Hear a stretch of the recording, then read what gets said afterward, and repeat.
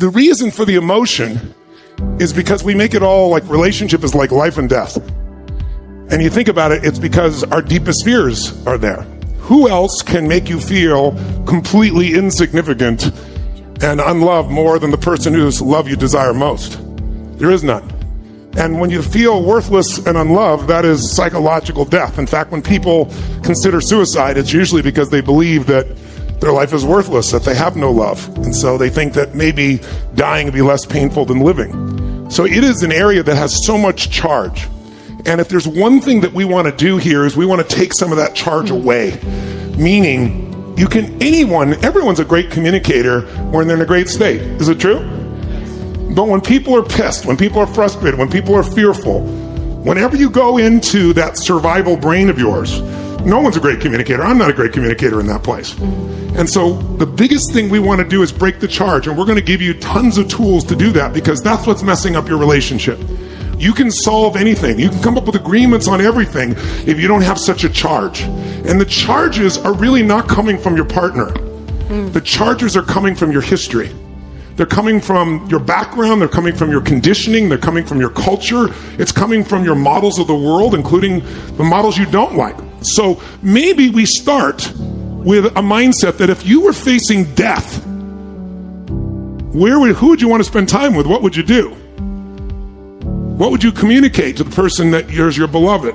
What would you give up? What story would you just let go of if you guys are both facing death? And I say that because in our last year and a half, in the last 2 weeks even, I've had 4 different people that have been diagnosed with cancer or died or have had near-death experiences. And then we were just the other day, it's been wild how much it's been around us. We were flying, where are we flying to?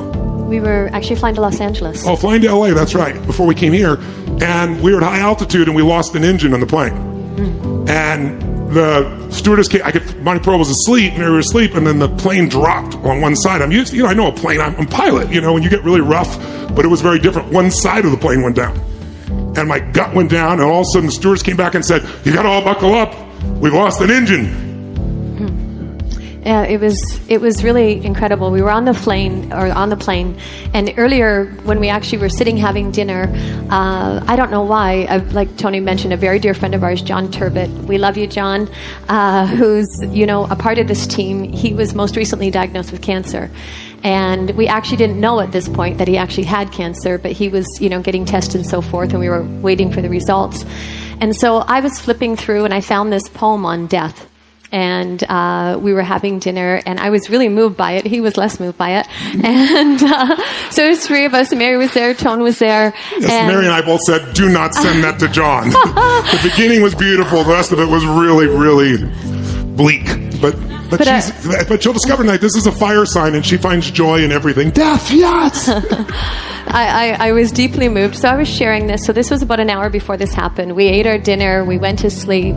And, I felt the plane drop, but I just thought it was turbulence at that point. And the airline stewardess came and she knocked on, she tapped on me and said, "Listen, you guys need to come and buckle up." She said, "We've lost an engine and we need to have an emergency landing at the first airport." And so it was just, and I said to her, "Is this real? Like, is this really real?" And she says, "It's very real." And so, we all got up and we sat in our seats and we buckled up. And in that moment, a text came through, and our dear beloved friend John, we just found out he was diagnosed with leukemia. And so the death of ourself, or the possibility of the death of ourself in that moment, plus just reading his own experience, we sat there, we looked at each other, we held hands, we prayed. We shared just how deeply we loved each other, and it just struck me how incredibly peaceful it was. To actually choose in that moment. We all chose to stay connected. We all chose to stay in love in that moment. And earlier that day, I wasn't thinking of death besides that poem in that moment, but it made it acutely real. And I thought, oh my gosh, if this is my last moment of life, I don't want to miss it. being in the future, I might die, being in panic. It was just so savoring the moment of that connection and being present to life, being present to each other. It was gorgeous. And we all thanked each other for this beautiful, beautiful life and this beautiful, beautiful family. And we sat there and we let go and we watched out the window as the plane was descending. And as the plane was descending, and we're watching, and I'm looking out in the window, and there was all these ambulances, like maybe 5 ambulances and fire trucks. And I'm like, what on God's green earth are they all doing down there? Because it just I don't even know, but it just made it. And I was like, holy smokes, in that moment, realizing that this FBO, this airport was open so that we could land the plane, and all these, medics and so forth were rushing there. And it was just such a surreal, gorgeous moment of life. And it just struck me that death and life are so close, and it was just really no different than living if you let go of the future projection of the fear of what might come.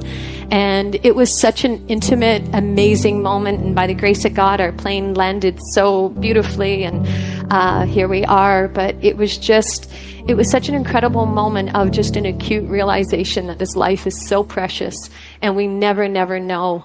And to love at that level, to choose love each and every day, to choose love with your beloved. It's like one thing to say, I love you, and it's another thing to actually offer that currency, to actually offer that presence, to offer that joy, to offer that connection to each other, to your beloved, rather than the expectation what they should be giving us. And ask yourself, if you were to die today, how would you love? How would you give to everyone in your life, not even just your beloved, your parents, your children, to actually show up and expose your heart and give all of you in that moment? I think it's what we're really destined and called to do. And I had the privilege to live that truth with this man and my family and Mayor the other day. It was so incredibly gorgeous, and it hasn't left me. I felt it changed me as a human being, and I was humbled, and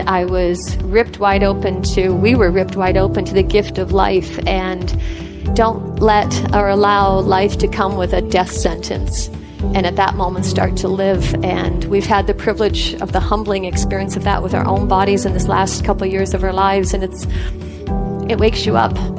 So we're here to wake you up together, that we can all wake up together to just how beautiful it really is, and to love so completely and totally and leave nothing on the table. I think it's our destiny to love at that level. So thank you. I love you.